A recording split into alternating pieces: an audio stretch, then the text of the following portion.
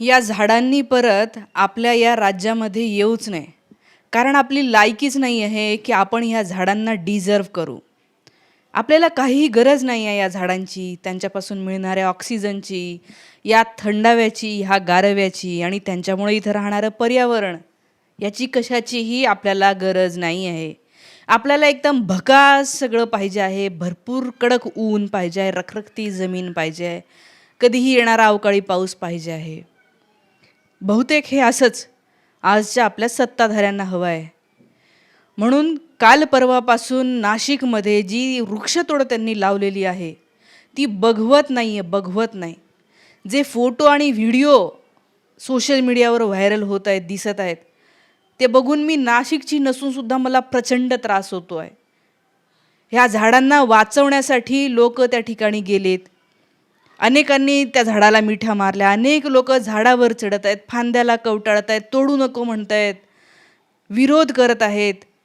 आणि ह्या नाशिककरांना हाकलून लावायसाठी, तिथून हुसकावून लावायसाठी पोलिसांची जबरदस्त फौज आपल्या साहेबांनी लावलेली आहे. आणि फक्त पोलीसच नाही, CRPF वगैरे बाकीचे सगळे फोर्सेस पण दिसत आहेत. जणू काही अत्यंत काहीतरी बाबा युद्धसदृश परिस्थिती आहे. अशा वेळेला असं हे आणलं जातं. पण पोलिसांच्याकडून पण हे होणार नाही असं त्यांना वाटलं होतं की नाशिककर इतका विरोध करतील. या पद्धतीने हे जे काही चित्र नाशिकचं तुम्ही पाहिलं असेल ना, हे चित्र या महाराष्ट्राचं व्हायला वेळ लागणार नाही. आणि खरंच काल नाशिकमध्ये हे जे काही बघायला मिळालं, लोक रडत होते. अक्षरशः कितीतरी महिला रडत होत्या. एक महिला रडता रडता असंच म्हणाली की या झाडांनी परत इथं येऊ नये. नाशिककरांना नको आहेत ही झाडं.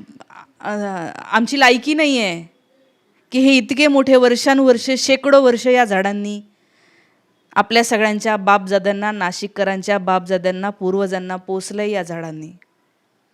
पण ही झाडं नाशिककरसुद्धा वाचवू शकले नाही. काही लोक म्हणत आहेत आता घ्या मग, धर्माच्या नावाने, धर्माचा प्रश्न आहे, कुंभमेळ्याचा प्रश्न आहे, तुम्हीच दिलेत भाजपला निवडून, मग आता काय करणार? धर्मासाठी करा तेवढं. जेव्हा घराच्या समोर आपला विषय येतो तेव्हा लोकांना कळतं. नाशिकमध्ये काय झालं होतं, ही झाडं का तोडली गेली, तर ही झाडं का तोडली याचं काहीही कारण आजपर्यंत कोणीही दिलेलं नाही आहे. नाशिकमध्ये कुंभमेळ्यासाठी म्हणून तपोवन या भागामधली वृक्ष तोडणार आहे असा विषय मागे गाजला. अनेक झाडांना मार्क केलं होतं. 500-500 वर्ष जुनी झाडं, 6-6, 10-10 फूट रुंदी असलेली झाडं, या झाडांना मार्क केलं होतं. मग लोकांनी आंदोलन केलं, त्याच्यावर स्थगिती आली. आता त्याच्यावर तिकडे स्थगिती आली, नाशिककरांना वाटलं ठीक आहे थांबलं आहे ते. पण कशाचं, आता त्यांनी धरले रस्ते, तपोवन दिलं सोडून. तपोवन पण होईल, अजून कुंभमेळ्याची वेळ जवळ नाही आली. पण आता नाशिकचे रस्ते, महत्त्वाचे जे रस्ते आहे, गंगापूर रोड असेल, आनंदपीठ आहे, सावरकर मार्ग आहे, अनेक, हे सगळेच जवळपास मॅक्सिमम हे भाजपचे वॉर्ड आहेत. आत्ता महानगरपालिकेला भाजपचे तिथून नगरसेवक निवडून आलेले आहेत.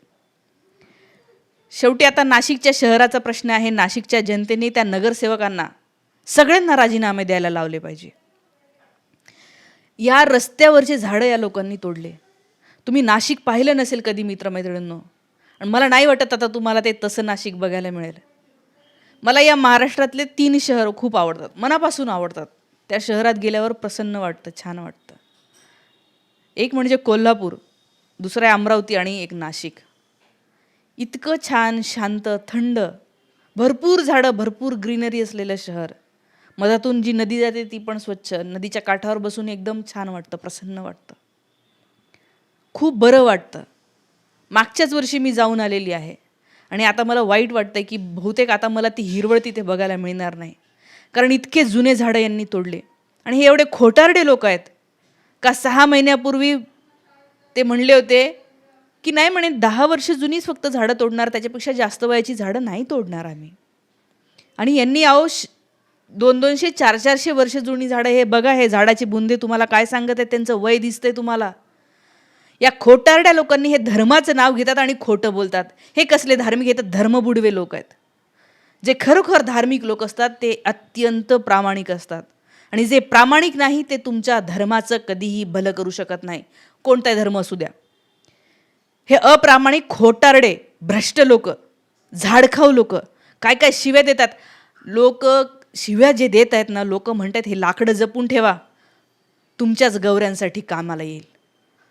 या लेवलला लोक बोलत आहेत. ह्या लेवलला लोक भयंकर संतापलेले आहे. शब्द फुटत नाही आहे. इतकं घाणघाण शब्द बोलायची इच्छा होते लोकांना, पण बोलता येत नाही. कुठे बोलणार.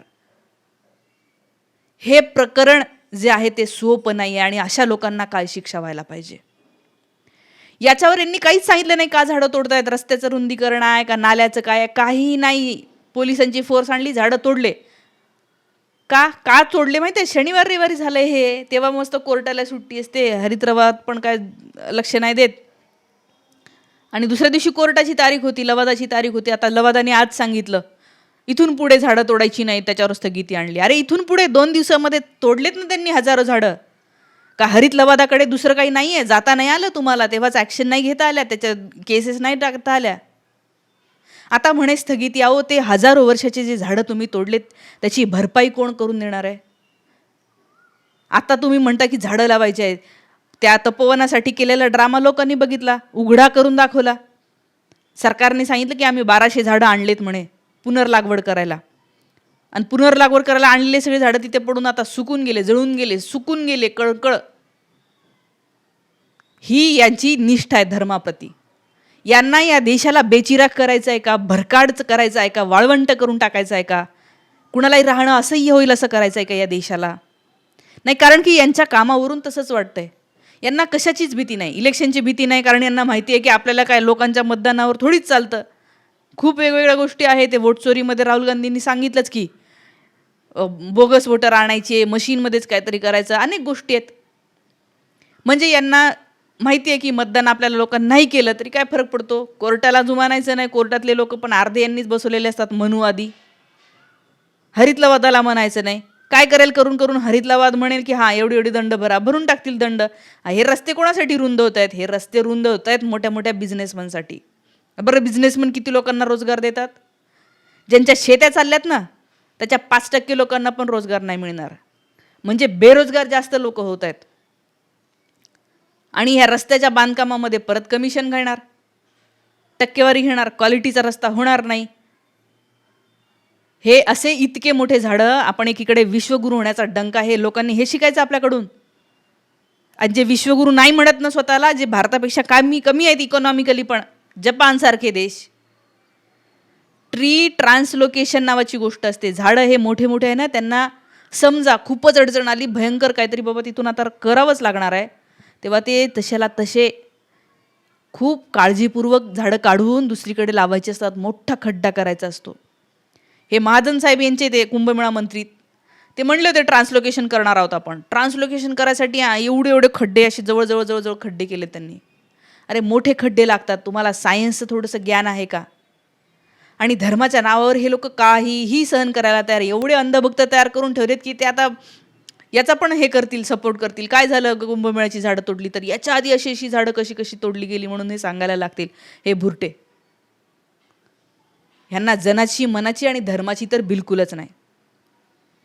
तो प्रभू श्रीराम रानावनात फिरला, जंगल होतं, याच ठिकाणी रावणाने सीतेला पळवून नेलेलं होतं. याच तपोवनातून रावणाने पळवून नेलं. हे रावण आहेत का इथे आलेले परत एकदा, आणि विरोध करायला येऊ नये म्हणून इथल्या विरोधकांना, म्हणजे जे विरोध करू शकतील असे तल्लाद शेख सारखा कार्यकर्ता, त्याला त्याच्या घरी पोलीस गेले, त्याला डिटेन करून ठेवलं, घराच्या बाहेर नाही निघायचं. का आंदोलन करतील ना, मोठं आंदोलन मागे तपोवनच्या वेळेला केलं नव्हतं का. निरंजन टकले सर, त्यांना पण त्यांच्या घरी रोज पोलीस सकाळी जाऊन बसतात, घराच्या बाहेर नाही निघायचं. का आंदोलन करतील, तिथं झाडं तोडायला थांबा म्हणतील. म्हणजे हे जे इन्फ्लुएन्शियल लोक आहेत, ज्यांचे चेहरे बघून 400-500 लोक जमा होतील, अशा लोकांना तिथून येऊच नाही द्यायचं. राजू देसले सारखे आहेत, अनेक लोकांना त्यांनी स्थानबद्ध करून ठेवलं होतं 2 दिवस की घराच्या बाहेर जाणार नाही. मुख्यमंत्री तिथे देवेंद्र फडणवीस आलेले होते, जेणेकरून पहारा जास्तीचा ठेवता येईल. म्हणजे यांच्या हे आलेच होते झाडं तोडायला. झाड तोडे भाड, ते म्हणतात झाड खाऊ म्हणून लोक त्यांना शिव्या देतात. काय म्हणणार आहे दुसरं. हे इतकं सगळं भयंकर आहे. इतकी जुनी, इतकी मोठी झाडं तोडणं हे सोपं नाही आहे, हे साधं नाही आहे. ही खूप गंभीर चूक आहे मित्रमैत्रिणींनो, लक्षात घ्या. आपल्या भविष्याच्या पिढ्या आपण कसे ठेवणार आहोत, ही आत्ता यांची सुरुवात आहे, तिसरी टर्म. अजून आपल्याला काय काय बघावं लागणार आहे. 1 वर्ष झालं, 1 वर्षात काय काय बघितलंय आणि आता अजून काय काय बघावं लागणार आहे. हे जर असंच चालू राहिलं तर पाकिस्तानपेक्षा मागे जायला देशाला वेळ लागणार नाही. यांचे आदर्शच आहेत पाकिस्तान. तिकडून पोरींना म्हणणार, बघा बघा पाकिस्तानमधल्या बायका कशा बुरखा घालतात, तुम्ही तर काय टिकली बिकली लावा, साडी पदर बिदर घेत जा. म्हणजे यांचे आदर्शच आहेत ते. पाकिस्तान बर्बादीला लागलेला अफगाणिस्तान यांचा देश, म्हणजे यांना हे आहे आदर्श आहे. आणि ते आदर्श घेऊन म्हणतात तुम्ही पण धार्मिक कट्टर बना, तुम्ही पण बर्बादीला लागा, कशाला तुम्ही पण थांबता, शेजारी शेजारी झाले पाहिजे. आणि एकीकडे तो चायनासारखा देश, सार्वजनिक ठिकाणी धर्म नाही आणता येत, धार्मिक ठिकाणी सगळी धार्मिक ठिकाणं सरकारची आहे. तुम्हाला कुठलाही उत्सव पब्लिकली करता येत नाही, फक्त चायनीज न्यू इयर ते पब्लिकली करतात, बाकी कुठलाच उत्सव घरात बसून करा. एकदम बरोबर आहे त्यांचं. बाहेर जे करायचं आहे त्यांनी देशाचा तर फायदा झाला पाहिजे ना. म्हणजे जागोजागी आता जे सगळे वेगवेगळे उत्सव साजरे होत आहेत ना, त्या ठिकाणी समजा वैज्ञानिक आणले, सायंटिस्ट आणले, हिस्टोरियन्स आणले, त्यांचे लेक्चर ठेवले, किती मला सांगा देशाची प्रगती होईल. पोरं काहीतरी शिकतील, त्यांना वाटेल मी रिसर्च करतो, सायंटिस्ट बनतो, माझ्या देशाला काहीतरी नाव रोशन करतो. वेगवेगळे स्पोर्ट्स पेर आणले, त्यांचे भाषणं ठेवले, तर हा देश पुढे जाणार आहे. आणि हे तर करतच होता. 1947च्या आधी पण असले वेगवेगळे कार्यक्रम व्हायचे, कट्टरता होती, म्हणून तर देश गुलाम होता. 47 नंतर थोडंफार आणलं होतं बाबासाहेबांनी संविधान वगैरे आणून, आता परत तिकडे नेता येतात. त्या कुंभमेळा तर मोठ्यात मोठा करणार आहे म्हणे, तो वेगळा विषय आहे. ह्यासाठी हे जे काही केलं हे अत्यंत गंभीर आहे. हे बघवत नाही. तुम्ही नाशिकचे नसाल तरी तुम्हाला याच्याविषयी वाईट वाटलं पाहिजे, कारण तुम्ही माणूस आहात. प्रत्येक घेणारा जो ऑक्सिजन आहे ना, या झाडाला तुम्ही कृतज्ञतेने धन्यवाद म्हणायला पाहिजे. फॉर्च्युनेट आहोत, भाग्य आहे आपलं की आपल्याला ऑक्सिजन मिळतोय, विकत आणावं लागत नाही आहे. आणि ही ऑक्सिजन देणारे हेच आपले, यांची कत्तल होते. एकीकडे 12 ग्रहाला 14 ग्रहाला शांती करायला लोक पूजा पाठ करतात त्या नाशिकमध्ये, आणि दुसरीकडे त्याच नाशिकमध्ये या पृथ्वी नावाच्या आपल्या प्रिय ग्रहाला एवढी सगळी नासाडी बघावी लागते. त्या ग्रहाचं नुकसान हे लोक करत आहेत. हे भयंकर मोठं पाप आहे, ही गंभीर चूक आहे, आणि यांना फेडावंच लागणार आहे, फेडावं लागणार आहे. ते कसं? जर ते मानत असतील काही धर्म, पाप, पुण्य, स्वर्ग, नरक, तर ते तसं, नाहीतर लोकशाही आहेच आपल्याकडे. आज इथेच थांबते. तुमच्या याबद्दलच्या प्रतिक्रिया मित्रमैत्रिणींना नक्की सांगा. बोलता नसेल आला तर हा व्हिडिओ तरी शेअर करा. एका शब्दात स्टेटसला, फेसबुकला कुठेतरी लिहा.